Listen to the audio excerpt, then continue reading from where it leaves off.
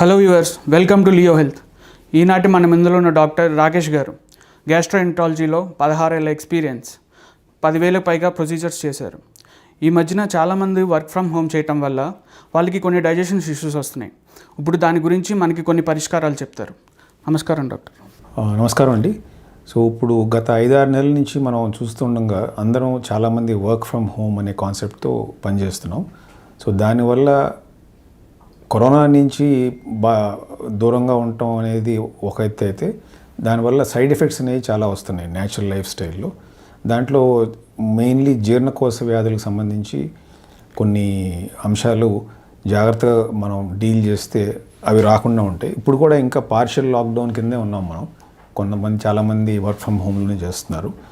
So జనరల్గా ఏంటంటే ఈ తినే ఆహారపు అలవాట్లు అనేది మనకి జాగ్రత్తగా చూసుకోవాలి. ఆహారపు అలవాట్లు ఎలా మేనేజ్ చేసుకోవచ్చు అంటారు sir? Wisely eat healthy and eat timely అంటాం. అంటే ఈట్ హెల్దీ అంటే మంచి న్యూట్రియంట్ ఫుడ్, సరైన మోతాదులో కార్బోహైడ్రేట్స్, ప్రోటీన్స్, ఫ్యాట్స్, మినరల్స్ చూసుకుని తినటం ఒకటి. రెండు, టైమ్లీ ఫుడ్ అంటే ఒక టైం పెట్టుకుని తినాలి. ఎప్పుడు పడితే అప్పుడు లేట్ నైట్ ఫుడ్ తింటాం, లేదంటే ఎర్లీ మార్నింగ్ తింటాం, అట్లా లేకుండా పర్టికులర్ టైం ఉండాలి. అండ్ మూడోది ఈట్ వైజ్లీ అంటే తెలివిగా తింటాం. అంటే నేను చెప్పినట్టుగానే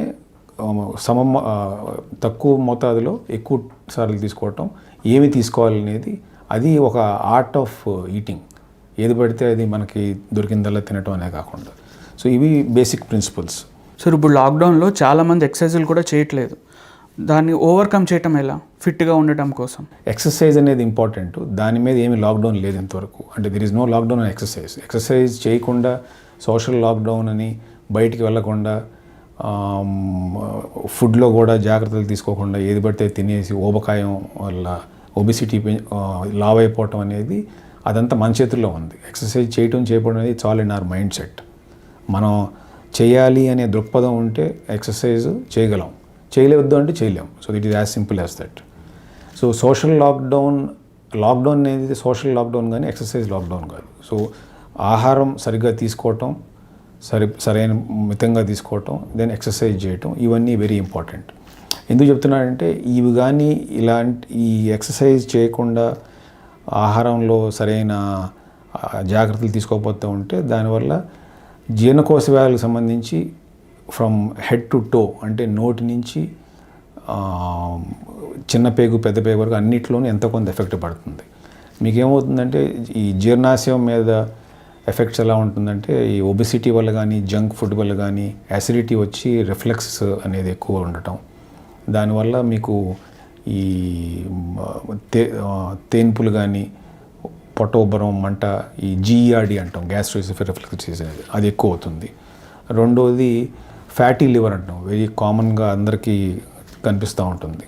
ఈ కొలెస్ట్రాల్ అది ఎక్కువ ఉండి దానివల్ల లివర్లో ఫ్యాట్ డిపాజిట్ అవుతుంది. అది లాంగ్ రన్లో సిరోసిస్ అని లివర్ పాడే అవకాశాలు ఉంటాయి.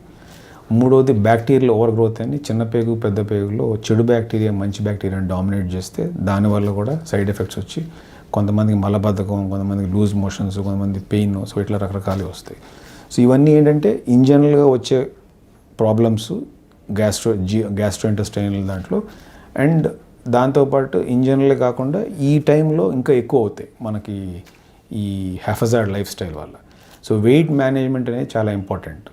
సో దానికి ఏంటంటే ఎవ్రీ వీక్ వెయింగ్ మెషిన్ కానీ ఉంటే, నా సలహా ఏంటంటే ఆ వెయింగ్ మెషిన్తో వెయిట్ చూసుకోవటం, అంటే వెయిట్ పెరుగుతున్నామా లేదా అనేది అది ఒక పద్ధతి. అంటే అట్లీస్ట్ మనం ఇమాజిన్ చేసుకుని ఏదో బట్టలు లూజ్ అయినాయో లేదంటే టైట్ అయినాయో అని కాకుండా వెయింగ్ మెషిన్తో ప్రాపర్గా ఒక వెయింగ్ స్కేల్ ఉంటే బాగుంటుంది. ఇంకోటి ఏంటంటే అందరికీ అన్ని ఫుడ్స్ పడవు. అలా అని చెప్పి నేను ఒక్కొక్కరికి ఈ ఫుడ్డే తినాలని నేను చెప్పట్లేదు. కార్బోహైడ్రేట్స్, ప్రోటీన్, ఫ్యాట్స్ ఈ కామన్ పీపుల్కి ఎలా తెలుస్తుంది సార్ ఎంత మోతాదులో తినాలి ఏంటి అనేది? సో బేసిక్గా మనం తినే ఫుడ్లో జనరల్గా చూసేది ఏంటంటే కార్బోహైడ్రేట్స్, ఫ్యాట్స్, ప్రోటీన్స్ అనేది చూస్తాం. సో ఒక సింపుల్ సూత్రం ఏంటంటే మనకి ఆహారం కావాలి తినటానికి, తిని జీవించడానికి. సో దాంట్లో కార్బోహైడ్రేట్స్ అనేది, ప్రోటీన్స్ అండ్ ఫ్యాట్స్ అనేది అన్నిట్లో ఉంటుంది. మనం ఏ తినే ఫుడ్లో అయినా ఈ 3 బేసిక్ రెసిపీస్. సో మనం గుర్తుంచుకోవాల్సింది ఏంటంటే 1 గ్రామ్ కార్బోహైడ్రేట్ అంటే రైస్ లేదంటే ఈ జొన్నలు ఇలాంటివన్నీ 1 గ్రామ్ తింటే 4 క్యాలరీలు మన బాడీలోకి వెళ్తుంది. అదే 1 గ్రామ్ ఫ్యాట్స్ అంటే ఆయిల్ కానీ స్వీట్స్ కానీ ఎనీథింగ్ ఆయిలీ ఫ్యాటీ ఫుడ్ అది 1 gram is equal to 9 calories. Proteins అంటే అవి మన ఈ పప్పుల్లో ఉండొచ్చు, పప్పు ధాన్యాల్లో, లేదంటే ఎగ్, నాన్ వెజ్ చికెన్ వాటిలో ఉండొచ్చు. సో అది 1 గ్రామ్ తింటే 4 క్యాలరీ వెళ్తుంది. సో ఈ లెక్కన మనం ఎంత తింటున్నాం అనేది గ్రామ్స్ ప్రకారంగా చూసుకుంటే ఇన్ని గ్రామ్స్ తిన్నాము కార్బోహైడ్రేట్స్ అంటే దానికి ఇంటూ 4 చేసుకోవాలి. ఇన్ని గ్రామ్స్ ప్రోటీన్ తిన్నాము అంటే ఇంటూ 4 చేసుకోవాలి. ఇన్ని గ్రామ్స్ ఫ్యాట్ తిన్నాము అంటే ఇంటూ 9 చేసుకోవాలి. సో ఆ విధంగా మీ బాడీ వెయిట్కి సరిపడా ఎంత క్యాలరీస్ కావాలనేది మనం మెజర్ చేసుకుని అప్రాక్సిమేట్గా తినటం అనేది మంచి పద్ధతి. ఇప్పుడు సార్ కరోనా వచ్చిన టైంలో చాలామంది చికెన్ తింటే ప్రోటీన్ వస్తుంది, కరోనా కొంచెం తగ్గుతుంది అని అది ఎంత మటుకు నిజం అంటారు? అది ఒక రకంగా నిజం. ఏంటంటే బాడీ ఇమ్యూనిటీ పెంచడానికి మనకి కొంచెం పౌష్టికాహారం కావాలి. సో బాడీ ఇమ్యూనిటీ పెంచి ఈ కరోనా వైరస్ ఏదైనా వచ్చినా రాకుండా ఉండడానికి ఫైట్ చేయడానికి. అలా అని చెప్పి మితిమీరంగా తిన్నామంటే దానివల్ల ఈ ఊబకాయం వచ్చి ఈ సైడ్ ఎఫెక్ట్స్ అన్నీ వస్తాయి.